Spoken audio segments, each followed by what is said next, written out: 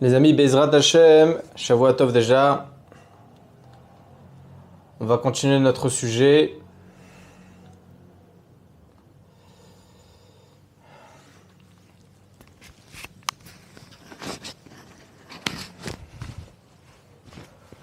Tov.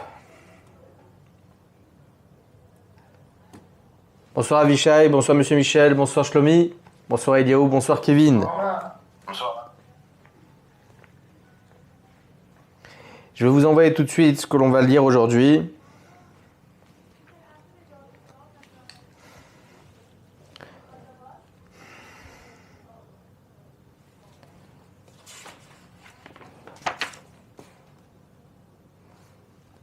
Ça va être une sorte en réalité des bichouls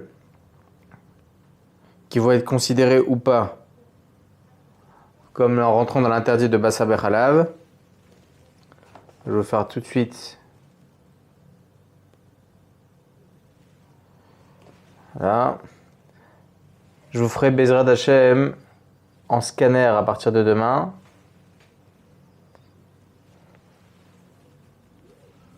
Voilà. Bisharat Tova Muslachat, on va commencer. Tov. Et les amis, j'espère que vous avez passé un très bon Shabbat. Bonsoir Monsieur Selem. On va pouvoir continuer.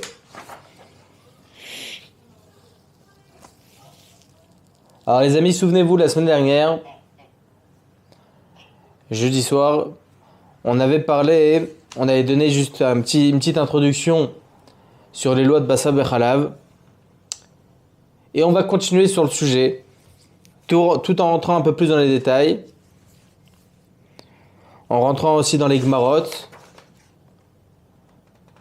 dans les Poskim, dans les Rishonim, dans les Acharonim, et évidemment, le Pion de Maran à Shulchan Aruch et à la Chalem Maaseh. Alors, pour un petit rappel, on avait dit qu'il existe 3 endroits dans la Torah où il est écrit Lo tevashel gedi b'chalevimo. Nous rappelons d'ici qu'il existe en réalité 3 interdits distincts de la Torah de Bassa Bechalav. Et la cuisson, de toute évidence, et la consommation, et le profit. Ces 3 interdits vont nous donner aussi pas mal de branches, d'autres interdits qu'on pourra retrouver autour. D'accord ? Quand on parle de cuisson, par exemple, qu'est-ce qu'on appelle cuisson? Et c'est ce qu'on va parler Bezrat Hashem aujourd'hui. Pour donner un peu de matière à ce que l'on va parler, il faut bien comprendre, les amis, que l'interdit de Bishul Bassa Bechalav, l'interdit de cuire, c'est pas uniquement donné à ceux ils sont loin de la Torah, etc. Non. Il peut nous arriver certaines situations où on s'est trompé.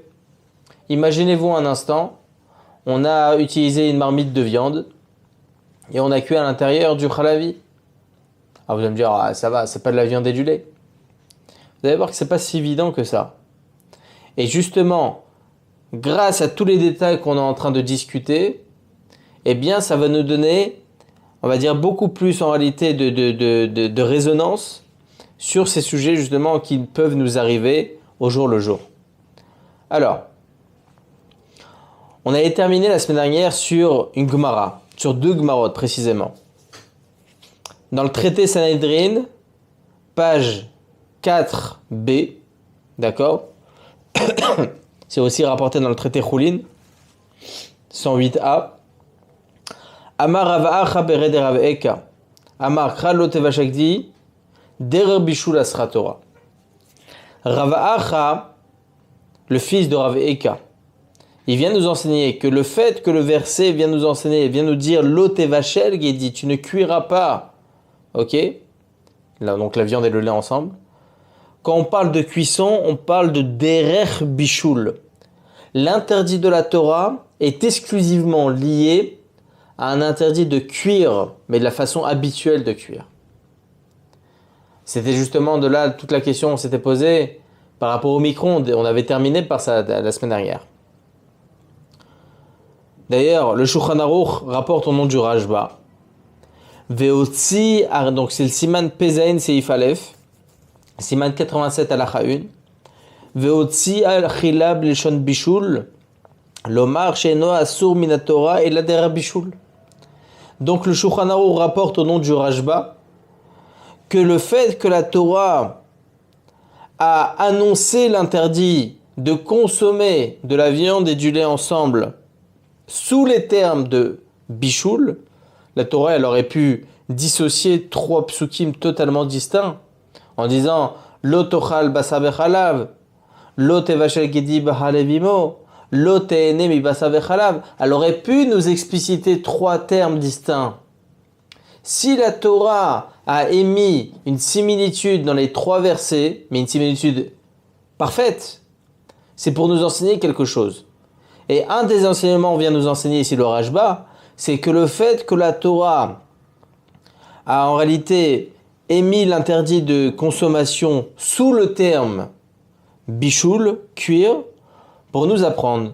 Chez Eno Asur Minatora vient nous enseigner ici le Rashba, qu'il n'est en aucun cas interdit de la Torah de consommer la viande et le lait ensemble, si ce n'est lorsqu'il y a derech bishul.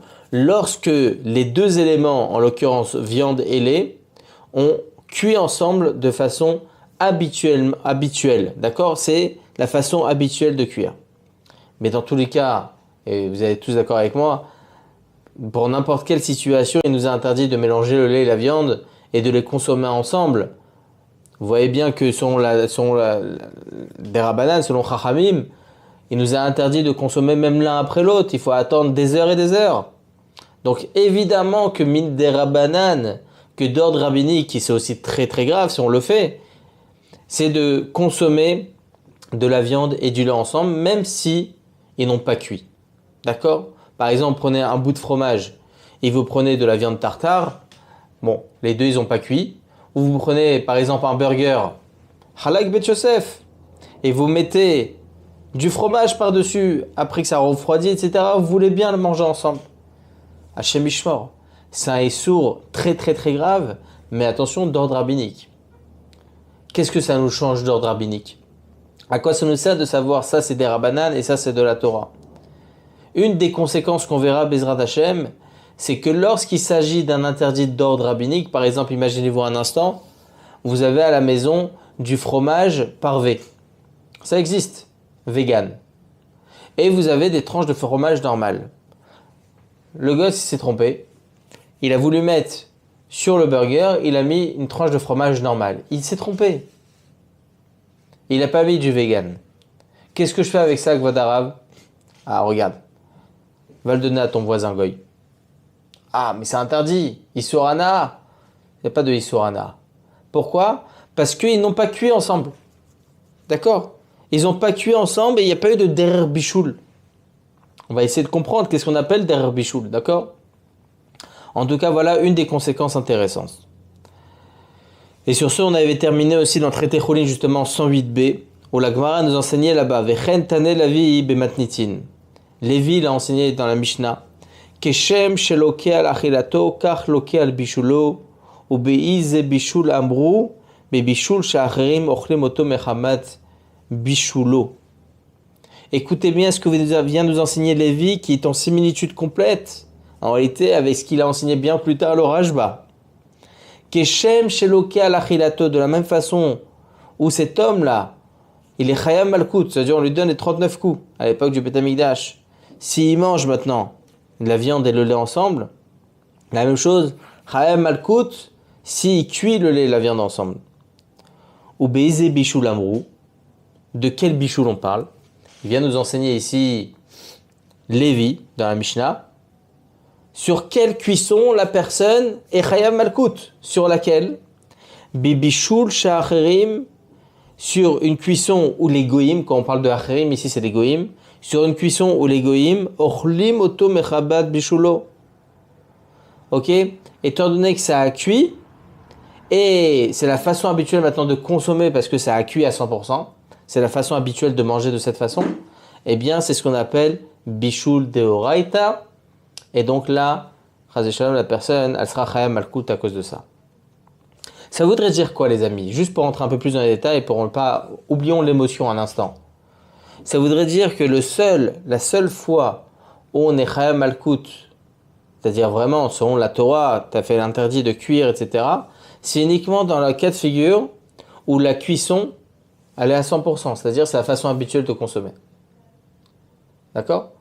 Ça veut dire que si ce n'est pas le cas, l'interdit de bichoul subsiste, interdit de cuire, mais des rabanan. D'accord? On va voir encore d'autres conséquences. Vous allez voir, Bezrat Hashem, c'est très intéressant.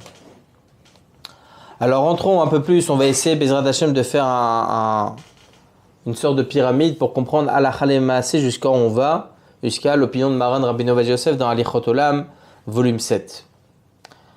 Alors, la question qui est rapportée par le Darki Isur Ve'eter, je vous lis la Sheila. Ma'u shiur abishu li'inyan basar vechalav. Ça, vous l'avez dans la première feuille que je vous l'ai envoyée, tout en haut. Ma'u shiur abishu li'inyan basar vechalav, shamevashel bishur ze over l'Isur Torah. Il pose la question, quelles les 7 mesures de cuisson, quand on parle de l'interdit de cuire la viande et le lait ensemble, que celui qui vient cuire maintenant à ce niveau-là, il transgresse l'interdit de la Torah. Machloket dans les poskim, entre le Pri Chadash et le Pri Megadim. C'est des acharonim, les amis, d'accord? Eh bien, le Pri Chadash, il nous enseigne la chose suivante. Misha'a she'it bashel kema'achal ben derosai. Velifne ken atafshil mutar behana'a. Donc, les amis, ça vient renforcer ce que je vous ai dit au préalable. Que lorsqu'il ne s'agit pas d'un interdit de la Torah, la conséquence est que j'aurai le droit, a posteriori évidemment, de profiter de ça. Pas de consommer, mais de profiter, de vendre, de le donner à son chien, de donner peut-être à un goy, à un voisin, etc.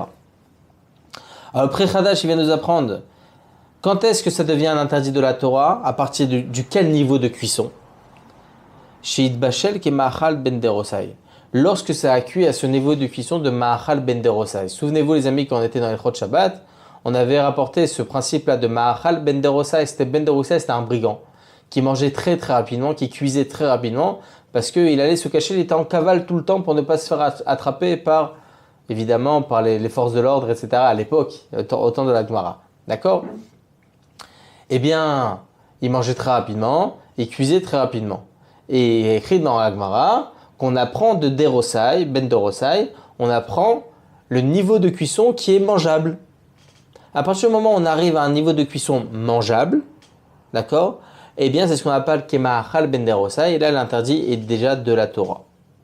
C'est combien ce ma'achal ben derosai? C'est combien? Machloket dans les Rishonim, écrit comme ça dans la linéa 214 dans ce livre que je vous ai envoyé. Nichliko Rishonim da'at Rambam, selon le Rambam, c'est la moitié d'une cuisson normale. Selon Rashi le Rashba, c'est un tiers d'une cuisson normale. Maran HaShulchan Aruch dans Ilchot Shabbat, Siman 318, il tranche comme le Rambam. C'est une cuisson à moitié. Alors que dans Ilchot Bishulei Nochim, l'interdit de cuire donc par non-juif, Maran HaShulchan Aruch là-bas dans Yoredea Siman 113 l'Acha 8, il tranche l'Acha comme Rashi et le Rashba, que non, c'est un tiers de cuisson.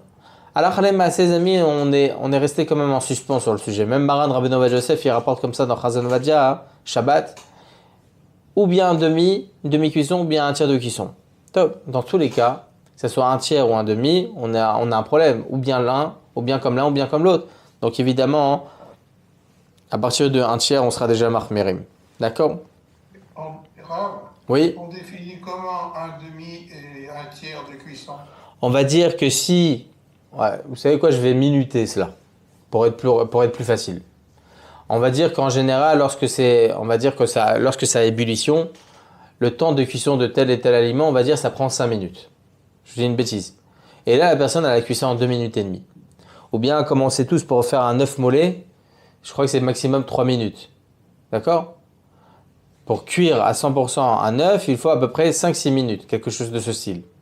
Quand c'est déjà à ébullition. Donc, imaginez-vous que vous avez cuit, par exemple, votre œuf mollet. D'accord? Vous ne l'avez pas cuit à 100%. Donc, c'est déjà à chetzi bichoul. C'est ce qu'on appelle une demi-cuisson. pour essayer de faciliter la chose. Hein. D'accord? On peut trouver des cas plus complexes lorsque vous avez des viandes que vous pouvez cuire qu'en 8 heures de temps. C'est compliqué de savoir qu'est-ce qu'on appelle moitié de la cuisson, un tiers de cuisson. D'accord? Vous avez raison. Mais c'est pour ça que je pose la question. Bien sûr, bien sûr, bien sûr. Et à juste titre. Mais c'est pour ça que C'est des choses qui ne sont pas quantifiables. très compliqué. On a un rôti d'1 kilo, c'est quoi la moitié de la cuisson? Mais, il y a des viandes qui se mangent crues, même. Exactement. Quasiment. La plupart des viandes, elles se mangent crues si elles sont très très très fines. Et évidemment, ils ont fait gvisha aussi, ils l'ont un peu assaisonné avec de la sauce soja, etc. Voilà, tous ces trucs-là, pour que ça devienne mangeable après, vous avez raison. Mais mis à part cela, c'est vrai, c'est une cuisson tartare, ça. C'est ce qu'on appelle une cuisson tartare, tartless, hein. D'accord? Même pendant Shabbat, c'est pas si évident de pouvoir l'assaisonner Shabbat, cette viande-là. Il faut le faire avant Shabbat. Bon, ça, c'est un autre djinn qui est rapporté dans les Olam, d'accord? Mais de toute évidence, même si c'est compliqué de quantifier qu'est-ce qu'on appelle moitié de la cuisson et un tiers de cuisson, on va dire qu'on rentre dans le détail, qu'est-ce qui est mangeable difficilement, comme ben derosai, d'accord? Un œuf mollet, tout le monde le mange comme ça, vous allez me dire. Donc ça va être intéressant. Est-ce que ce que j'ai dit, c'est vraiment vrai? C'est intéressant, d'accord? Bon, ça c'est dans des détails qui sont évidemment à voir, mais au niveau quantifiable, c'est effectivement très compliqué. De toute évidence, à partir du moment où ça devient consommable difficilement, on rentre déjà dans le Issour de Horaïta et on est marmérim à ce niveau-là. Oui? Vous ramenez la volaille ou on la verra après? La volaille? Après, c'est après. D'accord. Ça, c'est selon l'opinion de Rabbi Akiva dans la Gemara. On verra ça, Bezrat Hashem. Alors, donc on a l'opinion du Pri Chadash, Ma'achal ben derosai. Donc marloqué dans les Rishonim. Selon l'opinion du Rambam, c'est la moitié d'une cuisson. Selon Rashi et Rashba, c'est le tiers d'une cuisson. Marana Shulchan Aruch, dans deux endroits différents, il tranche l'un, une fois dans Ilchot Shabbat, il tranche comme le Rambam, donc la moitié de cuisson. Alors que dans Ilchot Bishul Egoïm, il tranche la halakha. À partir de quand où l'aliment devient interdit à la consommation lorsqu'il est cuit par un non-juif? Le Shulchan Aruch là-bas dans Yoredeh, il tranche la halakha dans Siman 113 si je ne me trompe pas. Attendez que je ne dise pas de bêtises, oui 113. Il tranche la halakha effectivement à partir de un tiers de cuisson. Donc d'un côté il tranche comme le Rambam, de l'autre côté il tranche comme Rashi et le Rashba. En tout cas, c'est évident, la halakha n'est pas conclue à ce niveau-là, mais on voit qu'on est marmirim dans tous les cas de figure. Que ce soit pour Bassa Bechalav, que ce soit pour Bishul Shabbat, ou que ce soit pour Bishul Egoïm, etc. C'est bizarre, hein, que Dafka pour Shabbat, il a pris la vie le plus cool. Le Shulchan Aruch, Ouais. parce qu'il a suivi l'opinion du Rambam. Je vais vous expliquer un truc très important. C'est très intéressant. Vous avez fait une remarque qui m'a en fait fait tilter un Magen Avraham dans le Siman justement 318. On en avait parlé une fois, je pense, dans un de nos shiurim, qu'on était dans Ilchot Shabbat. Écoutez bien. On a un Magen Avraham dans le Siman 318 qui dit la chose suivante. Siman 318 à la Khalef, si je ne me trompe pas. Il dit comme ça. On a un Shulchan Aruch qui nous enseigne que si une personne cuit pendant Shabbat, j'ai pas le droit de profiter de cette cuisson pendant Shabbat. Motzei Shabbat, j'ai le droit. Moi, en tant que personne extérieure à cet homme, même si je suis, n'empêche, hein, même je suis son ami, son frère, l'homme échané. Motzei Shabbat, j'ai le droit de profiter de sa cuisson. Ah, mais il a fait exprès, l'homme échané. Alors, Khalemassé, j'ai le droit d'en profiter.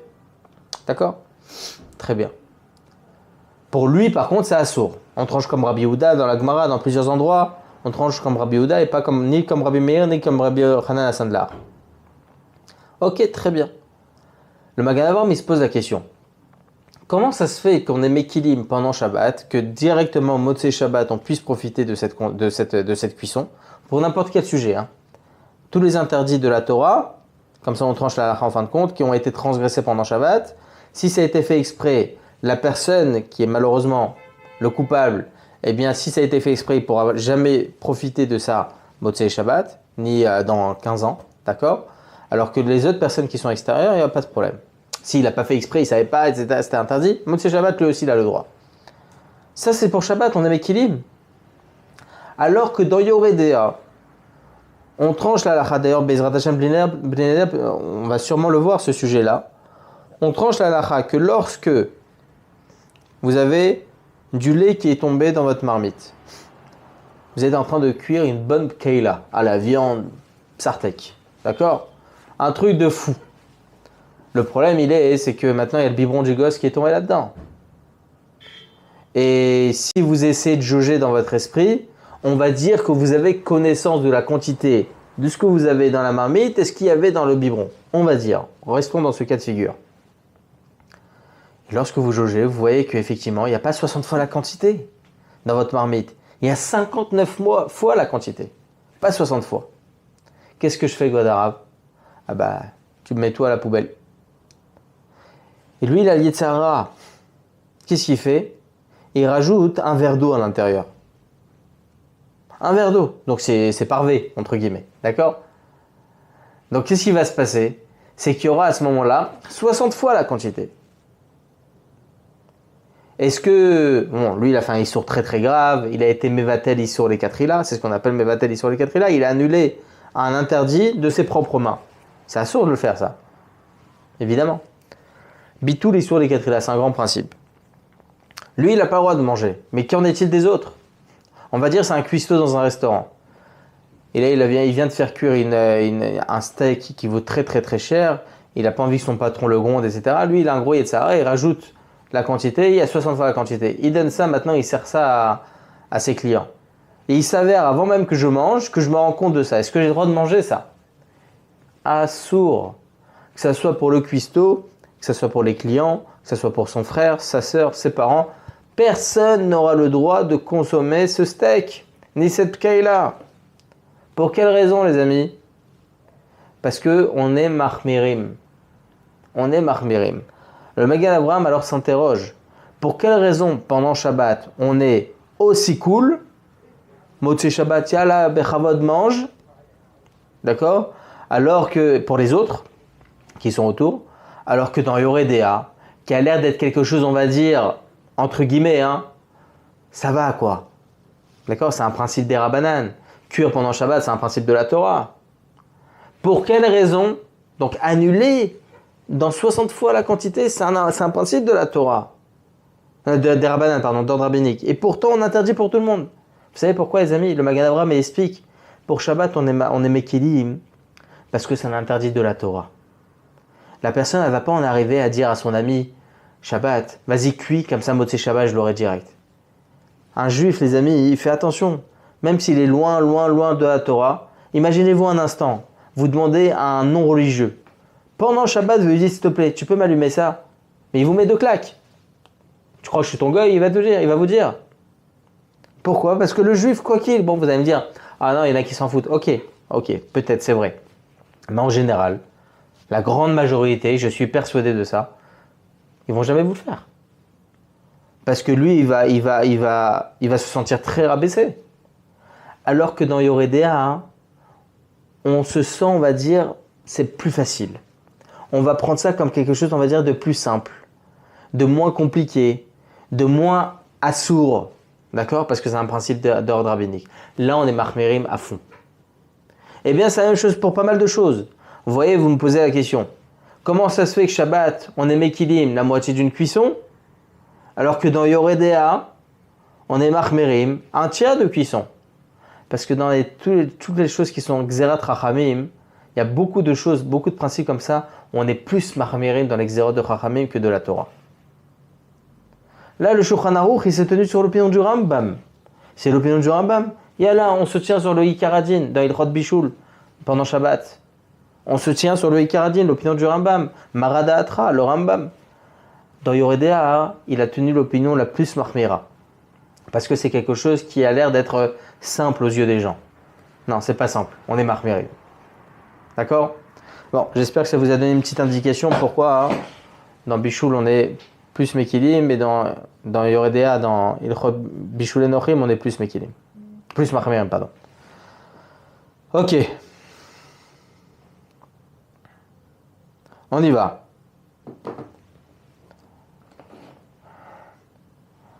Donc le prix Megadim, pardon, donc on a le prix Hadash qui vient nous enseigner que l'interdit de cuire c'est déjà à partir de Kema'achal ben derosai.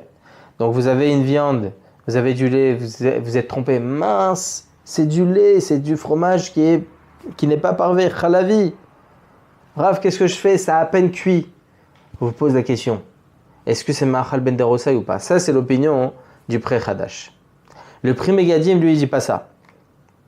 Il dit Atafshil ne'esar miyad bedoraita veloke rak achash et bashal kol sorko. L'interdit de la Torah, c'est à partir du moment où je le mets dans la marmite et qu'il a cuit même un minimum, miyad. Comme ça, il dit le Pri Megadim. Par contre, je serai chayav malkout qu'à partir du moment où ça sera cuit entièrement. Donc en réalité, il divise ça en deux, le Pri Megadim. Dans tous les cas, c'est interdit de la Torah. Mais le onesh, la punition, sera uniquement lorsque ça aura cuit à 100%. Le Kaf HaChaim, il a tranché comme le Pri Megadim. Et encore une fois, la conséquence, c'est quoi? Je le répète à chaque fois parce qu'on va le voir ça tout de suite dans 2-3 paragraphes, on le verra. C'est que la conséquence, est-ce que j'ai le droit de profiter de cette cuisson? J'ai pas fait exprès le code arabe. On va parler que de ça. En général, on fait pas exprès. D'accord? J'ai pas fait exprès. Qu'est-ce que je fais? Ok. Le Kaf HaChaim, donc, il tranche la halakha comme le Pri Megadim. Donc, à partir du moment où ça a cuit un tout petit peu, tout de suite, c'est interdit de la Torah. Donc, interdit de profiter de ça. Mais Rav, ça a à peine cuit. L'eau méchanée, c'est assourd. Ça, c'est l'opinion du Kaf HaChaim. Maran Rabbeinu Ovadia Yosef, il dit comme ça dans l'Ichot Olam. Volume 7, page 7, halakha 2. Je vous lis les mots. Isur bishul basar bechalav minatora eno elak shemivashel abasar lefachot kishlish bishulo shu kema'achal ben derosai. Donc vous voyez qu'ici Maran Rabbeinu Ovadia Yosef, il a tranché la halakha dans Yoredea, en l'occurrence ici chez nous dans l'Ilchot basar bechalav, qu'à partir du moment où ça devient ma'achal ben derosai, shlish bishul, un tiers de cuisson, là je rentre dans l'interdit de la Torah. Mais moins que cela, Eno Asur et la Midera Banan. L'interdit est uniquement d'ordre rabbinique. C'est reste très assourd, encore une fois, hein, je le répète. Mais la conséquence, c'est uniquement est-ce que j'aurai le droit d'en profiter ou pas. Si c'est moins qu'un tiers de cuisson, eh bien j'ai le droit de prendre ça et de le donner au voisin, par exemple. Ou de le donner à mon chien. D'accord? Voilà, les amis, le niveau de cuisson interdit des Rabbanan ou de la Torah. Pour rester dans le contexte, qu'est-ce qu'on appelle une cuisson? On va essayer de voir une autre sorte de cuisson. Vous savez, dans les Chot Shabbat, on en voit beaucoup des sortes de cuisson. Une cuisson au feu, une cuisson dans une marmite, une cuisson au four, une grillade. Donc, il y a plusieurs sortes de cuisson, ou bien même lorsque vous avez le torréfié, par exemple, le café qui est torréfié. Donc, c'est ce qu'on appelle kliya. Donc, il y a plusieurs sortes de cuisson. Eh bien, une des sortes de cuisson que l'on voit aussi Shabbat, et qu'on va retrouver ici chez nous dans Ilchot Basar Vechalav, c'est ce qu'on appelle Gvisha Vemilicha. Vous savez, il y a une halakha dans le Siman 69, dans Ilchot Milicha. Si maintenant, j'ai mis du sel, du gros sel, sur une viande, pour lui retirer tout son sang, et je me suis endormi. Toute la nuit, c'est resté avec le sel. J'ai un problème. Ça a cuit ma viande. Elle a cuit avec quoi? Avec du sang. C'est ce qu'on appelle melicha. Donc, le melach, le sel, il va cuire. Comme par exemple, vous avez la saumure, elle peut cuire aussi. C'est ce qu'on appelle gvisha. Lorsque ça reste macéré, eh bien ça cuit. Vous avez certaines fois, même dans les Chot Shabbat, les Radhachem peut-être qu'on verra, hein, pourquoi pas, eh bien le Rav Ovadia Yosef, il dit que dans les Chot Olam volume 4, qu'il faut faire très attention. Lorsque vous allez saler vos légumes pendant Shabbat, que ça soit mangé très rapidement. Parce que lorsque vous allez saler par exemple vos concombres, eh bien c'est possible qu'ils vont cuire un petit peu. Ah, mais je cuis rien au feu. Le méchané. Ça rentre dans un principe, c'est ce qu'on appelle bichoul. Kavouch kemevushal. C'est un grand principe. Lorsque ça reste macéré, c'est comme si c'est mevushal, c'est comme si c'est cuit. Alors justement, la Gemara, et on a deux Gemarot. Dans le traité Psachim, vous l'avez là aussi, hein, ce que je vous ai envoyé. Traité Psachim 44b et dans le traité Nazir 37a. Il y a écrit quoi? Verabanan et basa bechalav lo gamrinan. De chidushu. Oma chidush Dei taoule le kulayoma bechalba. Share, bashile bishule, asur. Ça veut dire quoi? Rabbanan, ils ont pris l'interdit de Bassa Bechalav, Logambrinan. Ils n'ont pas enseigné ce din-là de Kavush, Kemebouchal. Ils n'ont pas enseigné ce din-là maintenant de lorsque ça reste macéré. Des chidouches ou parce que ça reste un chidouche. Dans l'ilchot Bassa Bechalav, ça reste un chidouche. Oma et chidouche, c'est quoi le chidouche? Des itaru, écoutez bien, et ça c'est halakha le maaseh. Des itaru, les kuleyoma bechalba, share. Bashile bishule, asur. Ça voudrait dire que selon la halakha, selon le din de la Torah, lorsque vous laissez macérer toute une journée cette viande dans du lait, selon la Torah, c'est permis. Par contre, si c'est un cuit ensemble, bashile bishule, asur, ça cuit, ça asur. Ça veut dire quoi? Imaginez-vous un instant, je vais vous donner un cas très concret. Imaginez-vous un instant, vous êtes à la maison et vous partez en vacances pendant quelques jours. On va dire vous partez vendredi pour un Shabbat. Vous revenez Motzei Shabbat. Vous vous rendez compte lorsque vous ouvrez votre frigidaire, lorsque vendredi vous avez mis votre lait, votre carton de lait à l'intérieur du frigidaire, eh bien vous n'avez pas vu que vous l'aviez mal refermé. Et le lait il a coulé dans vos légumes, dans le compartiment des légumes. Ce lait-là, il a touché les légumes. Il a dû sûrement le toucher dès que j'ai refermé le frigidaire. Le lait, il ne s'est pas ouvert 10 heures après. Hein. Eh bien, c'est possible que le lait, donc, il est resté macéré dans les légumes pendant plus de 24 heures. C'est quoi la halakha? Ça arrive très souvent. Ça peut arriver, les amis. Hein. D'accord? Alors, regardez ce que dit le Shulchan Aruch, Siman 91, halakha 8. Au nom du Sefer Haïgour, qui est lui-même au nom du Mordechai, c'est aussi l'opinion du Hagot Ashiri, du Rosh, au nom du Ritzba. En basar bechalav neesar alidei milecha ou alidei gvisha ila be'achila, aval lo be'ana. Selon la Torah, c'est totalement permis. Selon la Torah, la personne n'aura fait aucun interdit. Plutôt, je préfère préciser comme ça. La personne n'aura transgressé aucun interdit de la Torah lorsqu'elle a laissé macérer de la viande et du lait ensemble. Par contre, Asur midei Rabbanan. C'est-à-dire que ça veut dire que si maintenant je prends mon compartiment de légumes et je me rends compte qu'il s'est rempli de lait à l'intérieur, j'ai le droit de prendre ces légumes, de bien les laver et de les sécher et de les donner à mon voisin. Moi, c'est chalavi. Ces légumes, ils sont chalavi. D'accord? Si ça avait été de la viande bechlal, Asur, je les donne que au voisin. Terminé. Bassa bechalav. D'accord? Donc à partir de... Hein? Même si ça a froid. L'interdit de laisser macérer, même si c'est totalement froid. Même si c'est totalement froid. D'accord? Donc c'est pour ça que je vous ai dit qu'il y a plusieurs sortes de cuisson. Il y a une cuisson au feu et une cuisson à froid. La cuisson à froid, les amis, c'est avec le salage ou bien avec la saumure. C'est la même chose, mais en réalité, voilà, lorsqu'on laisse macérer. D'accord? Donc là, ça va être très intéressant, les amis. Encore une fois, je répète. Vous avez laissé votre carton de lait à l'intérieur de votre frigidaire vendredi. Vous avez fermé votre frigidaire, vous revenez au Motzei Shabbat, vous ouvrez. Vous voyez non seulement dans le compartiment des légumes, mais aussi dans votre assiette de poulet grillé. Il y a du lait. Je le lave, Rav. Il n'y a aucune cuisson, Rav, je le lave. J'enlève même la peau, ce qu'il faut. Assour. Ce poulet-là, on va voir, est-ce que le poulet est vraiment interdit, mais on va parler d'une viande maintenant.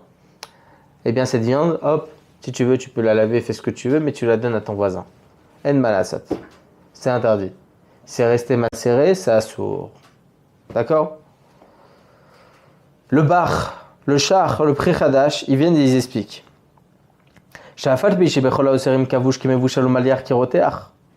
Bien que selon la loi, dans tous les interdits que l'on pourra retrouver, les amis, même dans Ilchot Shabbat, kavush kemevushal, vemaliar keroteach. C'est-à-dire que lorsque vous laissez macérer pendant Shabbat un aliment, vous avez transgressé l'interdit de la Torah. Lorsque vous laissez macérer, vous mettez de la saumure, vous mettez du sel sur un aliment et vous laissez comme ça, keroteach, c'est comme si vous l'avez fait cuire au feu. C'est interdit de la Torah dans Ilchot Shabbat. Donc dans toute la Torah, on voit que maliar keroteach, kavush kemevushal. Mais kol makom bebasa bechalav lo asra Torah et la derer bishul. Pourquoi pour basa bechalav on est au semikilim, les amis? Pourquoi on est aussi cool? Revenons à ce qu'on a dit au début du cours. Tout ce que le Chachamim, ce que la Gemara vient nous enseigner dans le traité Choulin,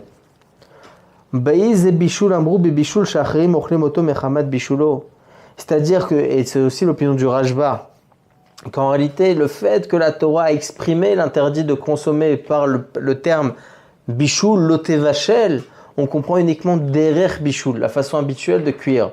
Est-ce une façon habituelle de cuire lorsque vous le laissez dans la saumure? Lorsque vous le laissez à froid comme ça? Non, c'est pas la façon habituelle. En général, c'est pas la façon habituelle. On fait pas cuire de la viande de cette façon. Viande tartare, vous avez raison, lorsque c'est bien fin, etc. Donc, même la présentation, elle fait montrer qu'on veut cuire de cette façon. À la rigueur. À la rigueur. Mais vous avez un steak. Vous n'avez pas l'intention de le cuire comme ça, hein, ce steak. Hein. D'accord? Vous avez l'intention de vous le mettre à griller. Et là, il y a eu du lait qui est tombé dessus. Donc, c'est kavouche. Ok? Issour derabanan. Parce que c'est pas le derer bichoul. C'est pas la façon habituelle de cuire ce steak. D'accord? C'est pour ça que l'interdit est exclusivement derabanan. Ça reste assourd, encore une fois, je le répète. Mais la conséquence, elle est que je prends ce steak-là, je le donne à mon voisin, j'ai le droit d'en profiter. Ou je le donne à mon chien. Donc le seul interdit, c'est de consommer. C'est permis d'en profiter. Comme ça, il tranche le Bet Yosef dans le Siman 105 Halacha Aleph. Vous voyez les amis, les conséquences de ce qu'on appelle derer bichoul, la façon habituelle de cuire. C'est pas la façon habituelle, donc ça reste un interdit, mais uniquement derabanan. Je finirai avec ça les amis, écoutez bien. Le troisième paragraphe de ce que je vous ai envoyé. Ana'a mi-issuré derabanan shel basar vechalav. Le profit lorsqu'il s'agit d'un interdit derabanan. Alors il dit le char, seif katan bet, et le taz, alinéa 1. Bebasar vechalav sheneesru mi derabanan ba'achila, aim mutarim ba'ana'a. Lorsque l'interdit de cuire de la viande et le lait ensemble, c'est interdit uniquement ba'achila, de consommer. Par exemple, vous allez laisser macérer, par exemple. Alors, est-ce qu'on a un interdit d'en profiter ou pas? Alors là, on l'a dit à plusieurs reprises, hein, mais je préfère le réitérer. On a le Rambam, ok, selon l'opinion de la plupart des poskim. Le Réa, le Orzaroa, le Mordechai, le Tour. D'accord? Ils disent tous, les amis, que c'est permis d'en profiter. Alors que le Bach, il rapporte au nom du Rambam que non, c'est interdit d'en profiter, même lorsqu'il s'agit d'un interdit des Rabbanan. C'est quoi la Khalema? On a l'opinion du Rama, que la halakha est comme toutes les opinions, comme la majorité des poskim, kol basa bechalav sheno asur min Torah, tout basa bechalav, donc tout mélange viande et lait ensemble, qui n'est pas un interdit de la Torah, mutar be'anaa, c'est permis d'en profiter. Vechen mashma midivra Shulchan Aruch, comme ça, il semblerait de l'opinion du Shulchan Aruch, Siman 87 halakha 3, où le Shulchan Aruch il rapporte là-bas, c'est d'ailleurs la chose qu'on verra Bezrat Hashem par la suite.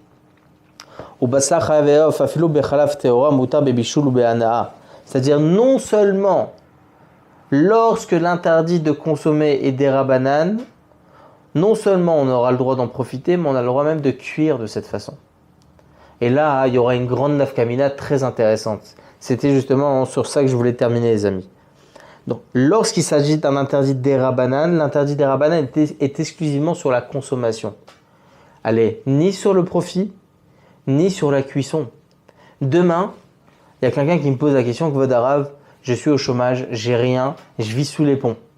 Je n'ai aucune possibilité de trouver un autre travail que de travailler chez McDonald's. D'accord? Et là-bas, on me demande de mettre le fromage sur le steak. C'est tout ce que j'ai à faire. Ça va là-bas en étapes, hein. Vous mettez, il y en a un qui prépare le pain, les autres ils mettent le steak, les autres ils mettent le fromage, les autres ils mettent la salade. Et lui, on l'a préposé à mettre le fromage sur le steak. Est-ce qu'il a le droit de travailler là-dedans? Est-ce que c'est derer bichoul? Non, c'est pas derer bichoul. Donc ça voudrait dire qu'il lui est permis à lui de travailler dans ça. On verra Bezrat Hashem. C'est une chouva Noya Biomer très intéressante. Vous voyez qu'il y a des conséquences halakhiques qui viennent derrière, qui peuvent nous donner justement du fil à retordre et qui peut être vraiment très d'actualité. Ouais les amis, Bezrat Hashem, on continuera sur ce sujet demain. Je finirai ce passage là de Anaam et Issouré d'Arbanan. D'accord? On continuera demain et demain on parlera encore sur le din de qu'est-ce qu'on appelle cuire. D'accord? Et on continuera Bezrat Hashem. Est-ce qu'il y a des questions?